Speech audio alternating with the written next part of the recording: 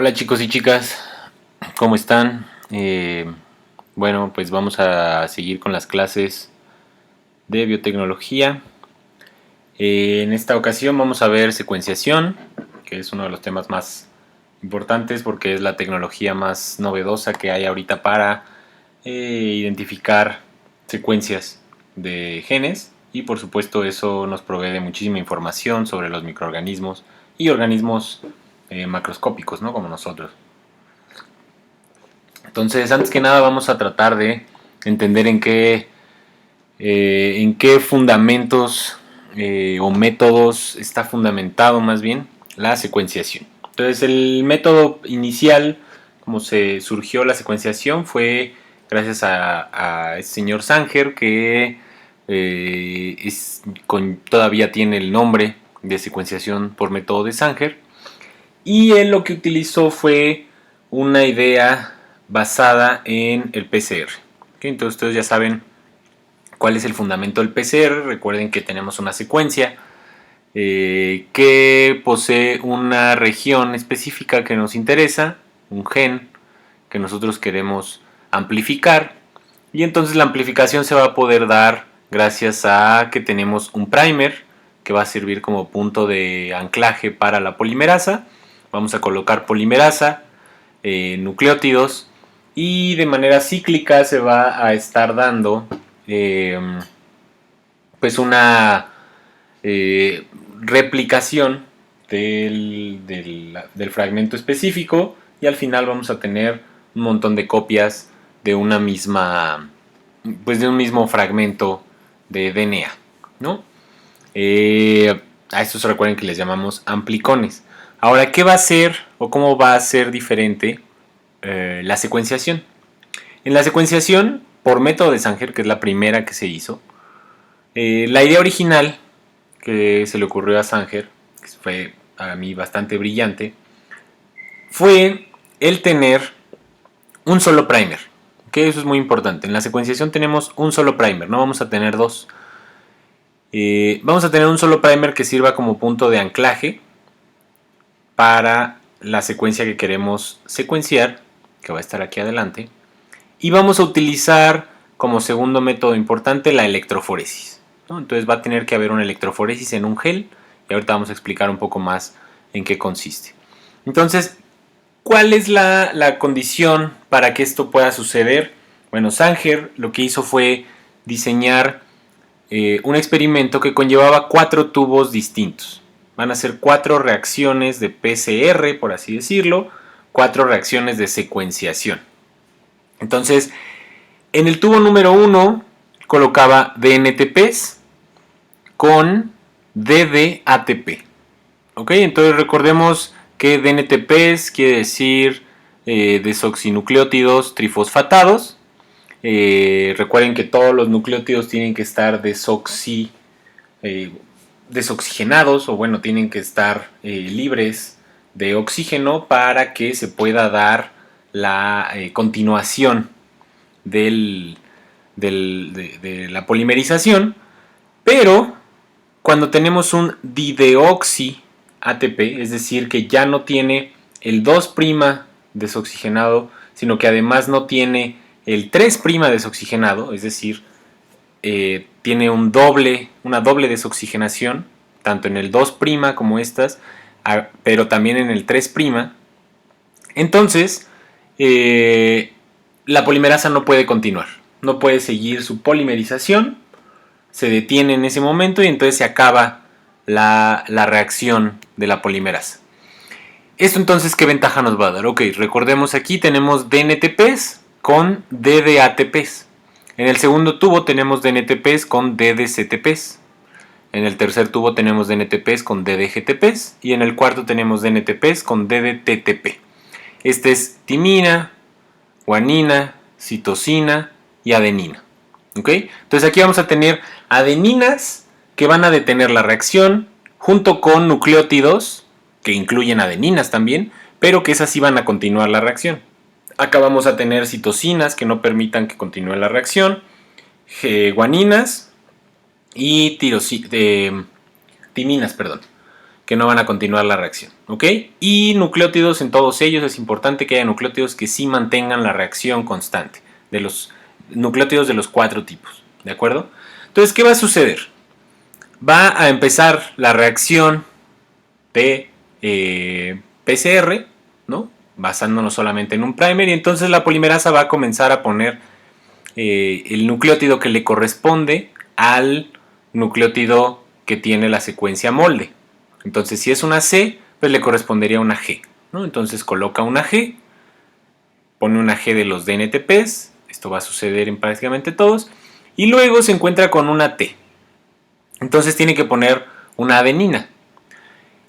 En este pool de aquí es posible que tome el nucleótido adenina que puede continuar la reacción o el que no puede continuar la reacción.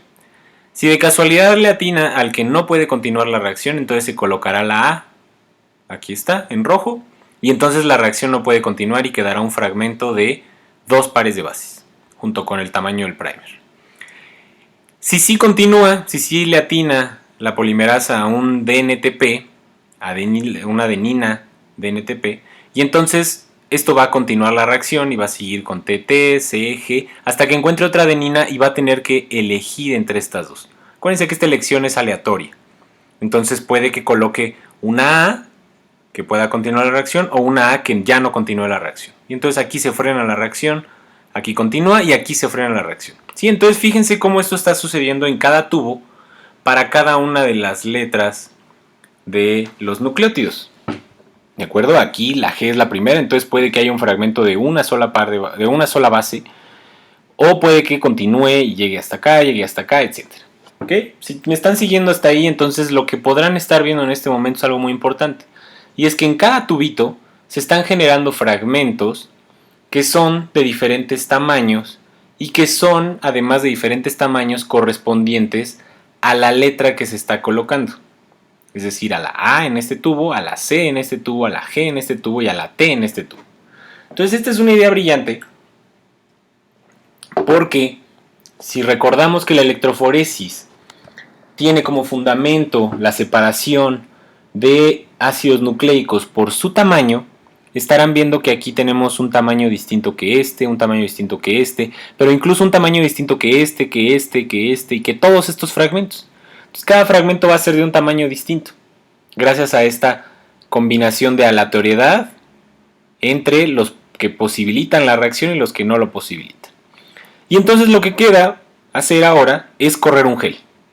Se corre un gel de electroforesis en donde en el primer pozo van a colocar el tubo que tiene DDATPs, en el segundo van a poner el tubo que tiene la reacción del tubo del DDCTP, en el tercero el del DDGTP y en el cuarto el DDTTP. Y entonces al momento de correr, obviamente los que corran los fragmentos, si yo tengo esta mezcla de fragmentos, no va a importar porque va por tamaños a separarse la muestra. Fíjense cómo aquí tengo 4 fragmentos y entonces aquí tengo 4 fragmentos que varían por su tamaño. ¿Cuál es el que tiene el tamaño más corto? Pues es esta, que solamente tiene un nucleótido. Entonces ese va a ser el que corra primero. Corro todos los pozos al mismo tiempo y entonces me va a ir separando por el tamaño de la secuencia. ¿De acuerdo? Entonces voy a tener aquí el más cortito, luego el que le sigue, el que le sigue, el que le sigue, y así sucesivamente, el que tiene cada vez más nucleótidos hasta el que tiene 12. En este caso en particular puede ser hasta 1000. ¿De acuerdo? ¿Y ahora qué pasa? Pues si yo rastreo los tamaños y voy viendo cuál es la banda que corrió más pronto, luego la que sigue, etcétera, etcétera, pues entonces yo puedo saber cuál es la letra que corresponde a esa secuencia específica que estaba aquí arriba. Entonces, en la secuencia de la cadena que se estaba formando es en este caso, por ejemplo, como la más rápido que corrió es la del pozo DDGTP, entonces quiere decir que hay guanina antes que cualquier otra cosa. Luego sigue DDATPs como tamaño y entonces quiere decir que aquí hay una guanina y aquí hay una adenina. ¿Ok? Entonces por eso esta se toma como adenina. Esta quiere decir que tiene 3 y que la tercera es timina. Esta quiere decir que tiene 4 y la cuarta es timina. Esta que tiene 5 y la quinta es citosina y así sucesivamente. hasta que al final puedo conseguir una secuencia de la cadena complementaria que al transformarla a la secuencia complementaria, pues entonces puedo ver la cadena original. Puedo ver aquí que la secuencia que está aquí arriba es C, T, A, A, G, C, T, C, G, A, C, T, que es la misma que corresponde aquí en esta dirección 3', 5'. Entonces esa es la gran ventaja de la secuenciación por método de Sanger, porque a partir de tamaño y en 4 reacciones sencillas permite que se haga de forma indirecta el análisis de la secuencia que se está amplificando utilizando ya la técnica del PCR que está muy bien utilizada. ¿Okay? Entonces esto obviamente el problema que tiene es que al momento de hacer un gel con un fragmento de 1000 pares de bases, pues entonces ya son geles que se vuelven kilométricos, ¿no? Todavía nuestros profesores más viejitos lograron hacer de estos geles que había que después ir checando cuáles eran los tamaños correspondientes a las letritas y entonces pues se tardaban horas y geles de algunos dicen que medían 2 metros o que hacían 2-3 geles de 2 metros para poder sacar toda la secuencia de un gen, ¿no? Entonces imagínense, antes se podía secuenciar un gen, ahora se pueden secuenciar masivamente y ahorita vamos a ir viendo cómo se hace eso. Entonces lo primero que se hizo para automatizar mucho más esto fue utilizar las ventajas de la óptica, ¿ok? Entonces posteriormente se pudo realizar modificaciones en los nucleótidos para que estos nucleótidos pudieran florecer en una región específica del espectro. Entonces ya en vez de tener un DDTTP, un DDATP, un DDCTP y un DDGTP que tendremos que correr en un gel para tener el tamaño, se les coloca un fluoróforo a esos DDTPs que tengan un color distinto en el espectro. Entonces aquí podemos ver rojo, amarillo, verde y azul, por poner un ejemplo. Y entonces ya se pueden poner las reacciones, las 4 reacciones, en un solo gel. Todos los tubitos en un solo gel. Y entonces la separación va a seguir siendo por tamaños, pero ya no voy a necesitar diferenciarlos solamente por el tubo al que corresponden, sino que ahora voy a poder hacer una detección que corresponde a los colores que contienen. Entonces yo puedo ver que el que corre primero es el verde, luego el azul, luego el rojo, luego el azul, rojo otra vez, y eso me va a ir dando de una u otra forma la secuencia que va correspondiendo a las bases nitrogenadas, ¿ok? A esto tengo que poner un láser que pueda medir la longitud de onda junto con un detector conectado a una pantalla y entonces los picos de fluorescencia me van a ir diciendo la secuencia que corresponde aquí abajo. ¿Ok? Esto es de lo más común de utilizar la secuenciación de Sanger por diferentes fluoróforos, es lo más común. Ustedes si mandan secuenciar algo, algún gen en cortito, van a hacerles probablemente la de Sanger. Es relativamente barato, les cobrarán como un peso por nucleótido. Entonces si tienen 1000 nucleótidos les van a cobrar 1000 pesos por toda su secuencia. No, no es cierto, es mucho más barato. Debe ser como 25 centavos por nucleótido. Pero bueno, una de las desventajas de esta técnica es que los tamaños de los fragmentos no pueden superar los 1000 nucleótidos. ¿Por qué? Voy a hacer un signo de interrogación para que ustedes lo piensen. Le pueden poner pausa y les contesto ahora mismo. Lo que sucede es que, como ustedes vieron en el PCR, las reacciones tienen un límite porque se les acaban los nucleótidos. Eventualmente se acaba el material con el que puedo generar una nueva cadena y entonces se termina por completo la reacción. ¿Sí? Después de 40 ciclos ya no tengo nada que polimerizar y entonces pues no me permite hacer secuencias tan largas. ¿De acuerdo? Y entonces por eso se empezaron a implementar otro tipo de métodos, pero todos tienen como tecnología base esto, el método de Sanger. Entonces vamos a ver el video que les puse aquí, en donde les explico un poco más cómo funciona la secuenciación de DNA. Entonces rápidamente vamos a ver cómo tenemos un fragmento de nuestro gen. Este fragmento se clona en un plásmido, ahorita vamos a ver qué implica que esté clonado, ¿no? Se ponen las bacterias y se crecen. Se crecen mucho las bacterias para tener una buena cantidad de muestra. Luego se coloca en un tubo, se hace el aislamiento o más bien la extracción de DNA. Y luego tenemos estos pozos en donde vamos a generar las reacciones de PCR. ¿Ok? En estos, no son reacciones de PCR tal cual, acuérdense, son reacciones de secuenciación. Entonces vamos a tener estas bases nitrogenadas que están libres, que son nucleótidos, desoxinucleótidos, de NTPs, la polimerasa, el primer del punto donde va a partir mi secuenciación, y estos que son muy importantes, que son las bases nitrogenadas modificadas con un fluoróforo que terminan la reacción. Recuerden que eso es lo más importante, son DD-NTPs, ¿ok? Dideoxinucleótidos. Y entonces, bueno, vamos a empezar con el proceso de siempre del PCR. Subimos la temperatura, la bajamos al punto de alineamiento de los primers se alinean, y una vez que se alinean, la polimerasa a la temperatura que se necesita, que en este caso se utilizan polimerasas que no son tan termoestables como las otras, aquí se están poniendo a 60 grados centígrados, y entonces se van colocando los nucleótidos uno tras otro, hasta que van a encontrar por aleatoriedad una base que termine y que trae un fluoróforo de un color. Esta base va a corresponder complementariamente a la secuencia del DNA. ¿Ok? Entonces, una vez que se generan varios pasos de esto, una y otra vez, va a haber, por ejemplo, otro fragmento que coloque el terminador, o sea, el dideoxinucleótido, antes, que lo encuentre antes, y entonces ahí termina la reacción. Y ese fragmento es más pequeño y también tiene el mismo fluoróforo.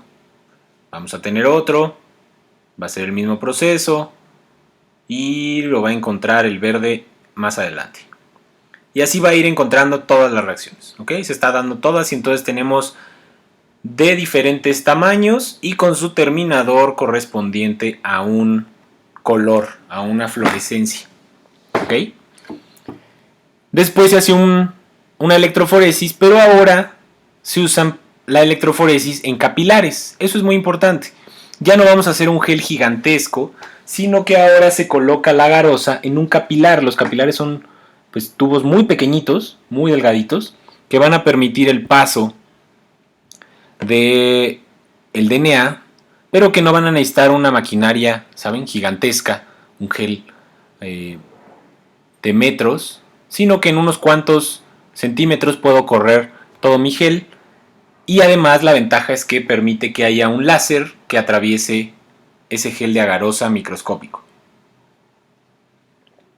Entonces, como decíamos en la electroforesis, se van acomodando por el tamaño, por las cargas y por todo lo que ya vimos en la clase pasada. Y entonces mientras van pasando por el detector, el láser va a cambiar de color, va a fluorecer y entonces va a haber un detector que ponga simplemente un cuadrito verde porque es el primero que aparece. Luego se da cuenta que es azul, luego se da cuenta que es amarillo y así va colocando la secuencia de mi gen. ¿De acuerdo? Una vez que ha terminado con todo, pues eventualmente encuentra toda una secuencia y ya podemos después darle una letra que signifique algo para nosotros. ¿Ok? Entonces básicamente esa es la idea de la secuenciación de sangre. Una vez que termina, pues nos va a dar una cosa como esta. Esto se le conoce como fenograma. ¿Ok? Y entonces aquí vamos a poder ver cómo al principio le cuesta un poquito de trabajo diferenciar unas de otras, porque obviamente pues hay fragmentos más pequeños, más grandes, Es un poco complicado encontrar esto. Entonces, si ustedes van a hacer una secuenciación, nunca se debe de hacer una secuenciación partiendo o colocando el primer al inicio, así luego de lo que quieren secuenciar. Siempre se tiene que poner unas 50 pares de bases antes para que ya la resolución sea mucho mejor. Y aquí fíjense como si ya tengo nada más un pico que me está dando la secuencia, y aquí me va colocando el programa la secuencia, hasta que eventualmente llega al punto en el que tampoco se puede ya ver correctamente porque ya se acabó la reacción. Entonces recuerden, la secuenciación de Sanger utiliza aproximadamente fragmentos de 1000 pares de bases. ¿De acuerdo? Pero esto, como les decía, pues nos genera un problema porque ahora podemos hacer solamente secuenciación de pues un gen o fragmentos muy pequeños. Hay genes que tienen 10.000 pares de bases y entonces tengo que hacer 10 secuenciaciones para poder tener la secuencia completa de un gen, lo cual obviamente es más costoso, es más trabajo, y pues uno preferiría tener una secuenciación de todo completo, y a esto es lo que lo conocemos como secuenciación masiva. ¿De acuerdo? Entonces, ¿qué es lo que va a pasar en una secuenciación masiva? Aquí lo que sucede es que no podemos evitar esta cuestión de los tamaños, porque todo está basado todavía en los tamaños del PCR, en la cantidad de nucleótidos que se pueden generar en un PCR. Y entonces vamos a tener fragmentos de 300 hasta 1000 pares de bases, ¿ok? Dependiendo de los tipos de polimerasa y demás que utilicemos, ¿no? La técnica que usemos. Pero lo que hace la secuenciación masiva es que va a generar un pool de primers que van a ir de un lado y hacia el otro, que no van a estar todos en el mismo punto, sino que van a estar alineados en diferentes lugares, y entonces al final va a generar un montón de fragmentos que eventualmente, como un rompecabezas, yo puedo armar, ¿ok? Y utilizar pues diferentes genomas de referencia de organismos parecidos para ir conectando cómo se va armando esto y eventualmente tener una secuencia completa basada en puros fragmentos de 300 pares de bases. ¿Ok? Entonces fíjense cómo se va armando esto como un rompecabezas y eventualmente va a dar lugar a la secuencia completa de todo el genoma. Entonces la secuenciación masiva, básicamente lo que estamos haciendo es un montón de secuenciaciones pequeñas. ¿Ok?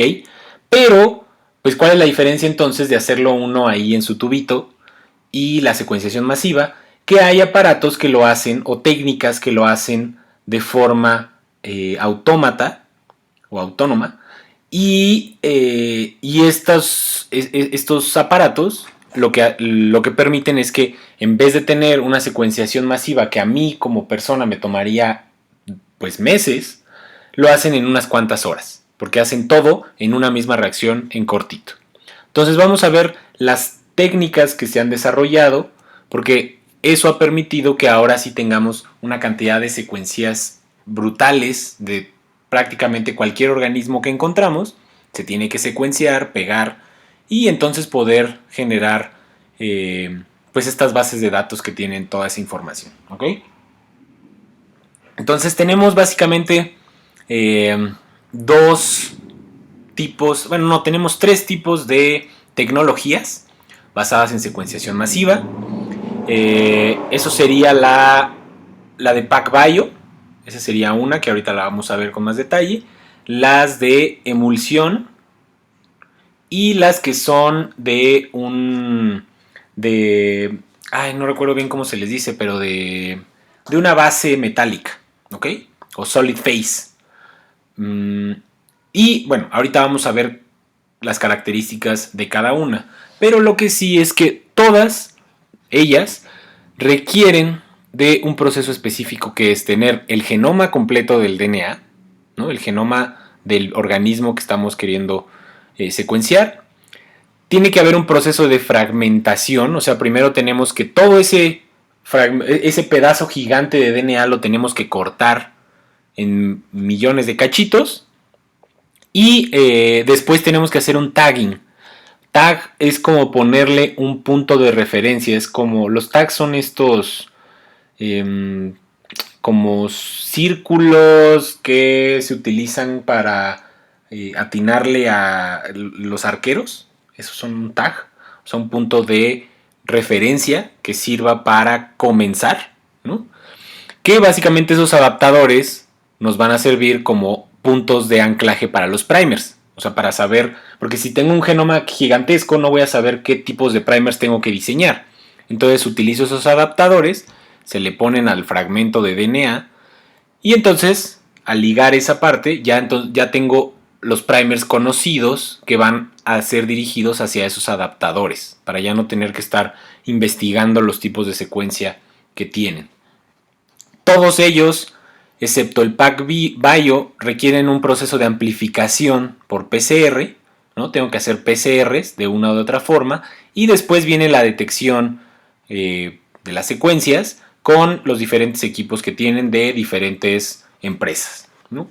Entonces, la que se utilizó al principio, la técnica original, son las de emulsión, que ahorita han evolucionado. Ahorita vamos a ver una de emulsión muy novedosa, que de hecho tienen ahí en el Instituto de Biología de la UNAM.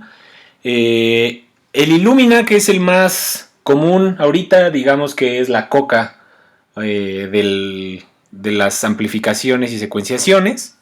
Y las nuevas que están llegando, que sobre todo es el PacBio y el Nanopore, que ahorita vamos a ver que esas son de secuenciaciones de single molecule, se les llama, o de una sola molécula, porque estas no requieren el proceso de PCR, no requieren la amplificación. Y ahorita vamos a ver cómo funciona. Entonces aquí les puse los videitos y las páginas de referencia para que las vayamos viendo. Entonces vamos a observarlas una por una. Entonces primero les voy a mostrar la más común, que es la de Illumina. Illumina es una empresa estadounidense, obviamente, que se ha dado lugar a toda una nueva corriente de generación de secuencias. Prácticamente todos los que han secuenciado masivamente secuencian con Illumina y vamos a ver en qué consiste su tecnología, ¿no? Entonces, ellos dicen que lo primero que se tiene que hacer es preparar las muestras, ¿no? Luego tienen que hacer la secuenciación y luego ya hacen el análisis de datos y el pegado. Entonces vamos a ver en qué consiste el preparar la muestra. Ustedes ya tienen su DNA extraído, lo cortaron en cachitos y entonces lo que tienen que hacer es taguearlo o ponerle estas puntos de referencia, que son estas colitas específicas que le van a servir a Illumina como referencia para colocar primers. ¿Okay? Estas secuencias ellos ya las conocen, entonces se les ponen esos adaptadores. Illumina funciona, como les decía, en una plaquita de un material que no sabemos de qué es, porque lo tienen muy bien escondido, pero esta plaquita no es más grande que una tarjeta de memoria, de las que tienen para sus computadoras o para sus cámaras. Así de chiquito se hace la secuenciación y fíjense cómo toda esta placa está llena de estos adaptadores, ¿ok?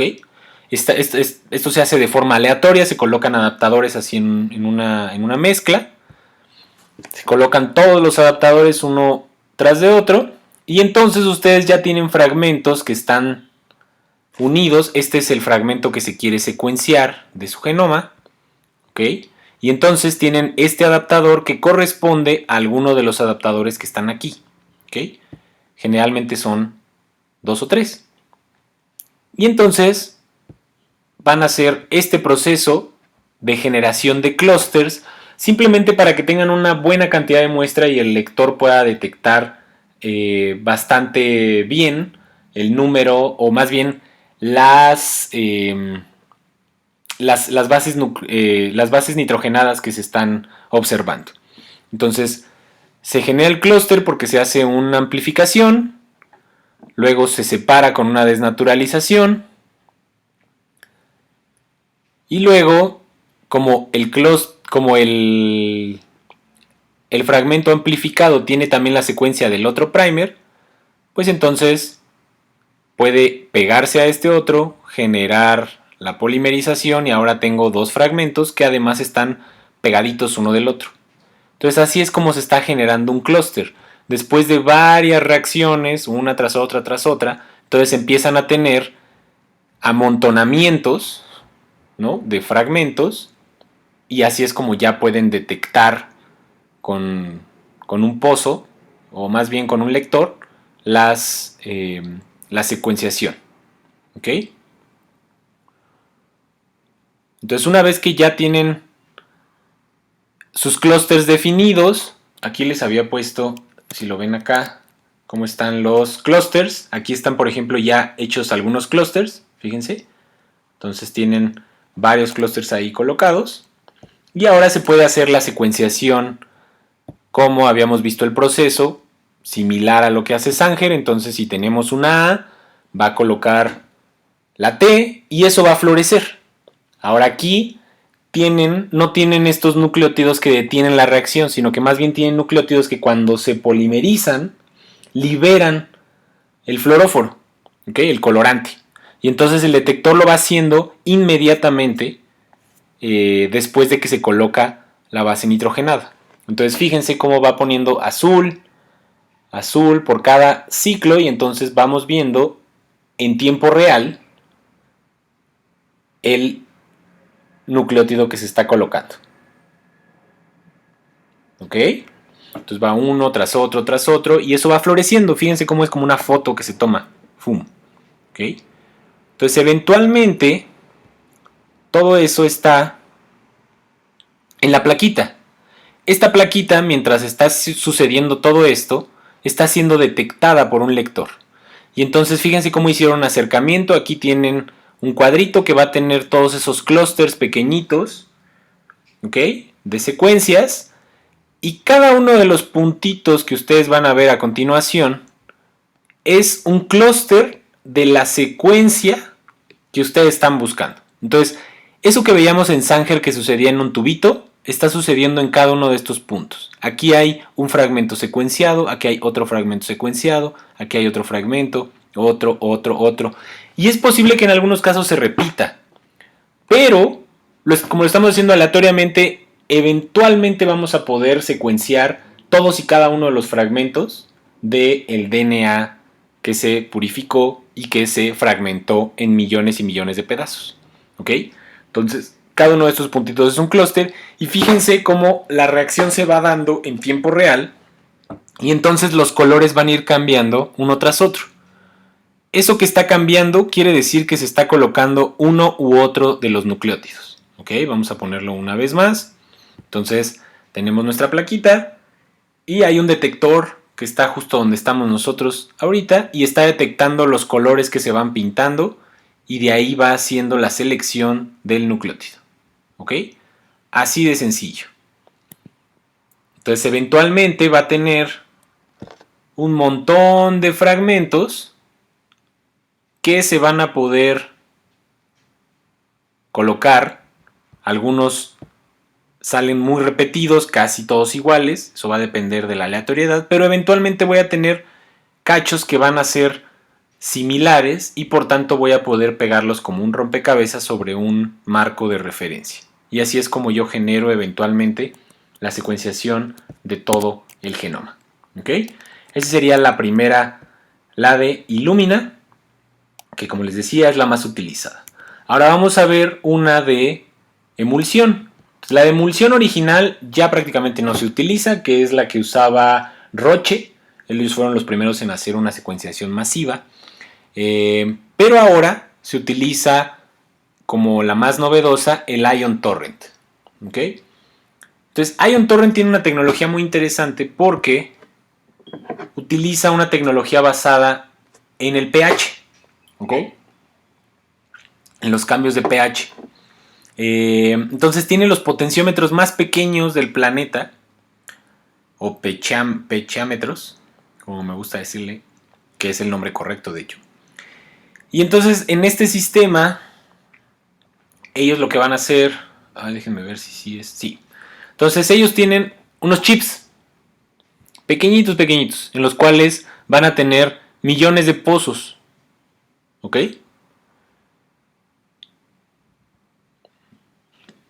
En cada uno de estos pozos va a estar sucediendo una de las reacciones, así como hace rato teníamos los clústeres, aquí los ponen directamente en pocitos.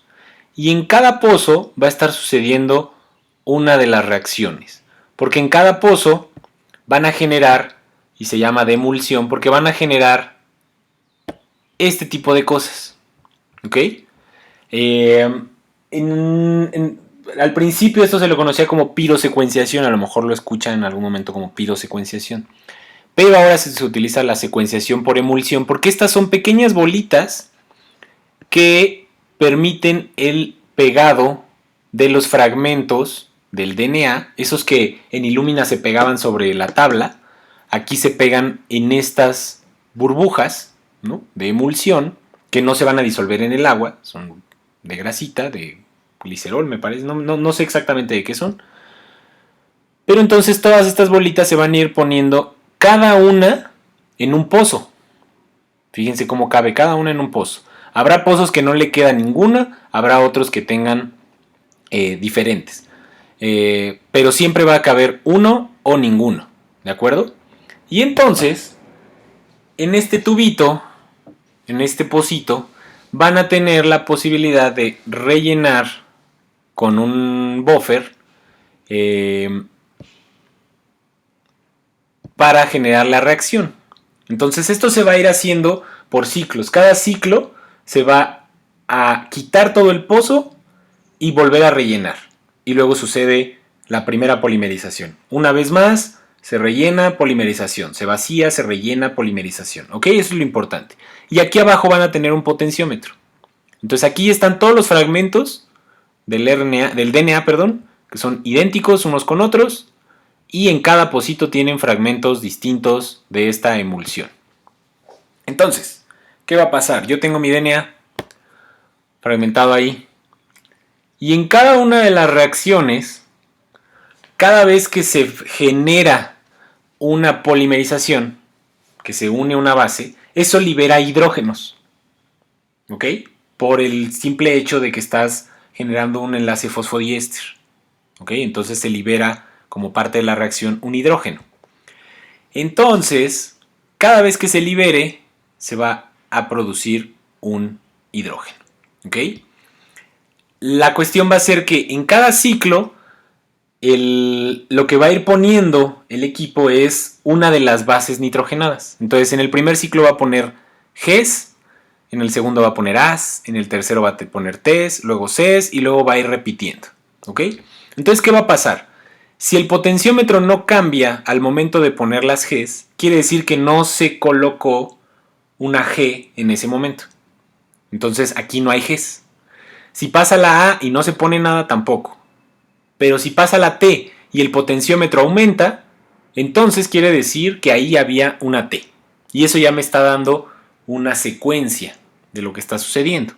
¿Ok? Entonces fíjense cómo va a poner primero las Gs. Ahí está el potenciómetro. Si se mueve, entonces quiere decir que hay una C. Si no se mueve, quiere decir que no hay nada. ¿Sí? Hay una A. Hay una T. Y entonces va a ir poniendo citosina, sí hubo, y entonces hubo una liberación, el potenciómetro lo midió. Si en el siguiente ciclo fuera una C, perdón, aquí puso una C. Si en el siguiente ciclo fuera una G, no habría liberación de hidrógeno y entonces no detecta nada el potenciómetro. Ahí no hay esa letra. En el siguiente ciclo, si pone una timina, no hay nada, no hubo potenciómetro. Luego una guanina, no hay nada, no hubo potenciómetro. Si pone una adenina y hay dos adeninas seguidas, entonces el potenciómetro va a poder medir que aumentó el doble. Y entonces vas a ver que hay dos T's o dos A's seguidas. Y todo esto en cada uno de los pocitos al mismo tiempo. Entonces fíjense lo que está haciendo. Si hay potenciómetro, quiere decir que se pinta de color. O bueno, más bien el potenciómetro activa el sensor. Y entonces en todo el chip se va haciendo al mismo tiempo la reacción. Entonces, cada uno de esos ciclos va marcando la secuencia del fragmento, de los fragmentos, porque en cada uno de ellos hay un fragmento distinto, de la secuencia del genoma. Entonces aquí ya nada más nos van a presumir cómo su tecnología es mucho más rápida, más eficiente, se tarda muy poquito. Y lo que sí es muy bueno de estos es que ellos además, estos serían las de emulsión, aquí están las bolitas y se van colocando, ¿no? Y aquí está el Ion. Pero lo padre de Ion también es que tienen una cosa que se llama Ion Chef. Y entonces tienen un robot que genera todo el proceso sin que ustedes tengan que mover absolutamente nada. ¿Okay? Entonces van haciendo ella solita. Ustedes nada más cargan el chip con su muestra y ellos solitos van haciendo toda la secuenciación. Fum, fum, fum, y después de un par de horas ya tienen la secuenciación masiva de todos sus fragmentos. ¿Ok? Ahora, el problema que tienen, que es lo que lo hace muy tardado, es el proceso de amplificación, que tienen que ir ciclo tras ciclo amplificando, y obviamente eso gasta recursos, gasta dinero, etc, etc. Entonces, las nuevas tecnologías o las tecnologías de cuarta generación, lo que hicieron fue tratar de modificar esa posibilidad o esa capacidad y ahora utilizar tecnologías que no requieran amplificar los fragmentos, sino que hagan la secuenciación en un solo proceso rápido y eficiente. Entonces, para esto les voy a presentar el Smart, que el Smart Cell tiene una tecnología de chip parecida. Fíjense cómo tienen pocitos, es parecida al Ion Torrent, pero la diferencia es que ellos contienen, en vez de tener un potenciómetro, el potenciómetro más pequeño del planeta, ellos lo que tienen es el medidor de fluorescencia más pequeño del planeta. ¿Ok? Entonces, ellos lo que hacen es que colocaron en los pocitos, hasta abajo, un detector que detecta la menor cantidad de volumen en el mundo, que son centilitros, me parece. No, con Z, pues. No recuerdo exactamente cuál es el tamaño, pero ya son unas cosas, ahorita lo voy a decir, ya son unas cosas más abajo de los nanómetros, ¿no? Entonces, fíjense, de 20 a 30 nanómetros, septolitros, eso era lo que quería decir, ¿ok? Entonces pueden detectar cosas dentro de 20 septolitros. Ahora, ¿qué es además una cosa muy novedosa que a mí me parece impresionante? Es que ellos, además de ese medidor, lo que pudieron generar fue la unión de una polimerasa que va a estar haciendo la polimerización en tiempo real dentro del tubo. Entonces fijaron polimerasas en el fondo de esos tubos. Y ahora entonces no necesito estar haciendo la reacción acá arriba de las polimerasas y poniendo los nucleótidos, sino que la polimerasa en sí misma va generando la reacción aquí abajo. Entonces lo que pasa por ahí es el DNA. Entonces el DNA de una cadena se va poniendo o se va rellenando con nucleótidos para formar la segunda cadena, y esos nucleótidos pues tienen color, ¿no? Tienen una molécula fluorescente. Entonces se produce un pulso de color, o de fluorescencia más bien, cada vez que se coloca una de las bases. Entonces va poniendo GAC la polimerasa. Entonces, si se dan cuenta, está utilizando una sola polimerasa, una sola molécula, con una sola molécula de DNA para poder detectar la secuencia que le corresponde. Y como la polimerasa, ustedes recuerdan que trabaja extremadamente rápido, pues esto en tiempo real lo puede hacer de manera brutal. ¿Ok? Puede hacer miles de pares de bases por minuto. Y todo en la comodidad de un pequeño chip que no es más grande que una caja Petri. ¿Okay? Se puede secuenciar todo un genoma en un solo chip de estos, y tenemos una placa que tiene 96 chips. Entonces, pues tenemos 96 secuenciadores masivos, todos funcionando al mismo tiempo. ¿Okay? Esa es la gran ventaja de esta situación. Esto es del tamaño de su celular, para que se den una idea más o menos de qué tamaño tiene. Entonces, en su celular podrían estar secuenciando 96 organismos al mismo tiempo, utilizando esta polimerasa, y lo genera en un par de horas. Entonces fíjense la importancia de esta tecnología. ¿Okay? Y por último, la más novedosa de ellas es la que ahora está muy de moda y que solamente aquí en México ha llegado uno de estos equipos. Está en el Inmegen, que es el Nanopore. La tecnología de Nanopore funciona en una combinación de lo anterior, utilizando una sola molécula que va a atravesar una sola molécula de DNA, pero la molécula que va a utilizar es un poro, no va a utilizar polimerasas, entonces por eso tampoco va a tener amplificación. En este caso, además dicen que puede utilizar DNA, RNA, proteínas y las puede secuenciar. Entonces tenemos aquí un poro que van a colocar dentro de una membrana y que, como ustedes sabrán, las membranas están polarizadas.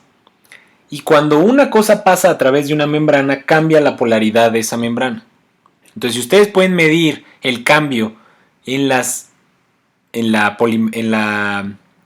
membrana, en la polaridad de la membrana, pues entonces van a poder detectar lo que esté pasando a través de ella.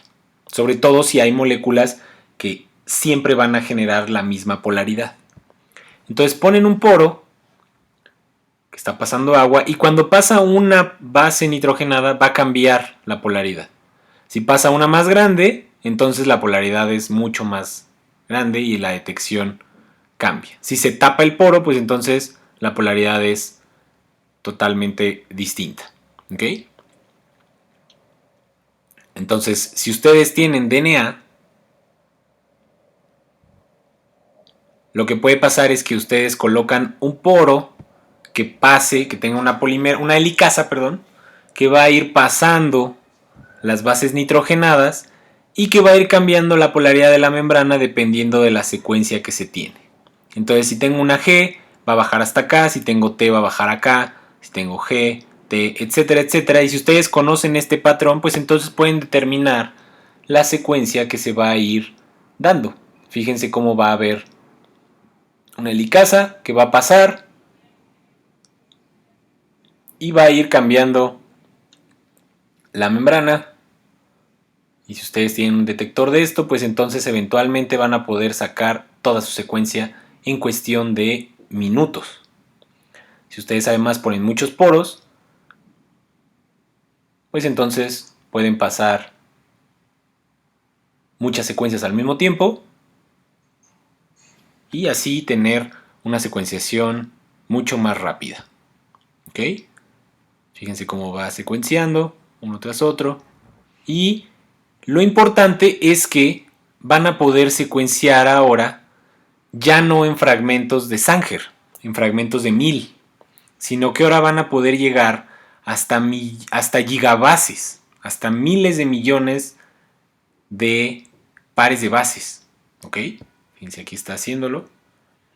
Entonces van a poder hacer toda una secuencia completa de 2 gigabases, que es la mitad de lo que tiene Escherichia coli. Entonces en dos poros ustedes pueden secuenciar todo Escherichia coli sin la necesidad de amplificar. ¿Okay? Entonces es una tecnología extremadamente interesante y además tienen una cosa muy bonita, muy tecnológica para las nuevas generaciones, que es que lo hicieron en tamaños muy pequeños.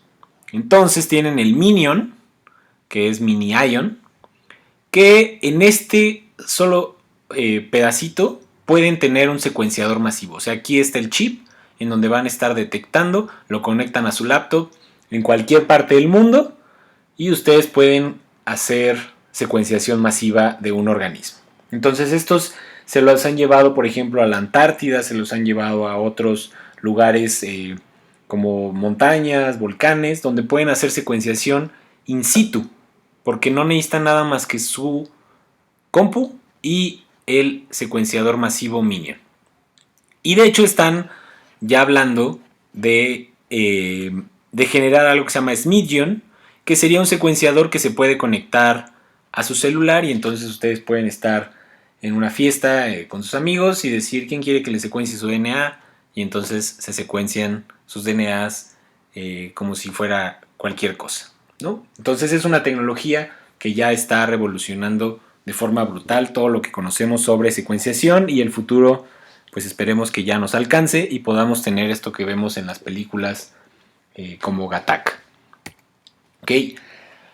Ahora, todo esto, ¿qué ha generado? Ha sido, además de mejorar las tecnologías y aumentar la velocidad en la que hacemos las secuenciaciones, además de esto ha generado que el costo por secuenciar un genoma baje considerablemente. ¿Ok? Entonces, la primera secuenciación masiva del genoma humano se tardó varios meses, prácticamente un año, en el que estaban conectados secuenciadores masivos, secuenciadores automáticos, perdón, todo el día. Una cosa brutal que además conllevó el trabajo de cientos de personas, porque se hacía con una secuenciación de Sanger. Entonces imagínense secuenciar todo el genoma de 3.200 millones de pares de bases del ser humano en un secuenciador de Sanger. Se van a tardar varios meses. Y además el costo fue aproximadamente de 100 millones de dólares. ¿Ok? Esto fue en el 2001. Mientras fue avanzando, empezaron a generarse secuenciadores masivos que a partir, por ejemplo, del 2008, cuando empieza la tecnología de Illumina, el costo se reduce brutalmente. Y entonces ahora todos podemos hacer secuenciaciones masivas a un costo mucho más barato, mucho más utilizable por todos nosotros. Y en el momento, hasta el momento ahorita, ustedes pueden secuenciar un genoma completo de un ser humano en $1,000. Que $1,000 son unos 20,000 pesos. Y si ustedes tienen 20,000 pesos, se pueden secuenciar todo su genoma. Claro que eso no tiene mucho sentido ahora porque pues eso les cabría, o sea, son hojas y hojas de información, pero si ustedes quisieran lo podrían hacer, ¿no? Y entonces por eso ha permitido que haya un aumento en la capacidad de secuenciar a todo tipo de organismos. Ahora, lo que están viendo aquí como línea de referencia es lo que se conoce como ley de Moore, que es cuánto va a ir descendiendo el precio de una cosa a través del tiempo por su valor que se va degradando y que además se va volviendo más óptimo para la población, ¿no? Entonces, por ejemplo, lo que decían algunas personas es que si ustedes hubieran comprado un Lamborghini aquí, con la ley de Moore, pues el Lamborghini se sigue manteniendo en precios masivos que casi nadie puede comprar. Pero si el Lamborghini siguiera la línea de lo que tenemos ahora como secuenciadores masivos, pues entonces ese Lamborghini 10, 12, 15 años después les hubiera costado lo mismo que una Tootsie Pop. A ese grado se devaluó el precio de las secuenciaciones masivas. Entonces fíjense la era tan revolucionaria en la que están entrando ustedes a la biología, ¿no? Un momento perfecto para poder hacer un montón de cosas en estas cuestiones. Y entonces, una vez que ya tienen toda su secuenciación, pues ¿qué procede? ¿No? Ahora viene todo el trabajo que se conoce como bioinformático. Entonces también ahí en el canal les puse otra clase que es de bioinformática. Esa es de la clase que di el semestre antepasado, pero bueno, la pueden revisar si tienen más dudas. No me voy a meter tanto en eso. Pero la bioinformática básicamente es el estudio de los organismos biológicos a partir de herramientas que están en sus computadores, ¿no? Porque al final, obviamente, cuando empieza a ser una cantidad brutal de datos, pues no se pueden procesar con simples mentes humanas, sino que requieren de computadoras que las puedan procesar. Entonces, los análisis computacionales que se hacen normalmente tienen que ver con alineamiento de secuencias, ¿no? Se pueden determinar parentescos de las secuencias. Generalmente a mayor identidad o similitud hay mayor cercanía evolutiva. Tengan en cuenta que identidad y similitud no es lo mismo. Similitud es que sean exactamente la misma base. E identidad está más bien dado en la traducción. Una vez que se traduce un codón, puede tener mayor identidad, porque recuerden que aunque sean pares de bases distintas, o nucleótidos distintos, pueden generar el mismo aminoácido. Entonces la identidad es siempre mayor que la similitud. ¿Ok? Y eso genera homología. Quiere decir que están más cercanos unos organismos que otros, unos genes que otros, proteínas, etcétera, etcétera. ¿De acuerdo? Entonces podemos ver aquí que hay, una vez que se secuenciaron, varios genes de varios organismos, pues podemos alinearlos y ver algunas diferencias significativas entre unos y otros para poder generar taxonomía, para poder generar también acercamiento a sus funciones o cuestiones, por supuesto, evolutivas. ¿De acuerdo?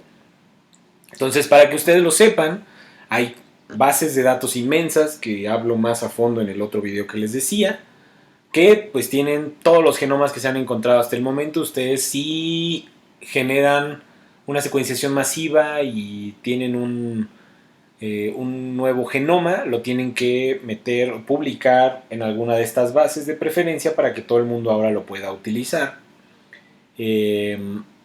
Y además tienen pues buscadores rápidos parecidos a los que tiene Google para que ustedes puedan encontrar parentescos genéticos o para que puedan encontrar proteínas en específico.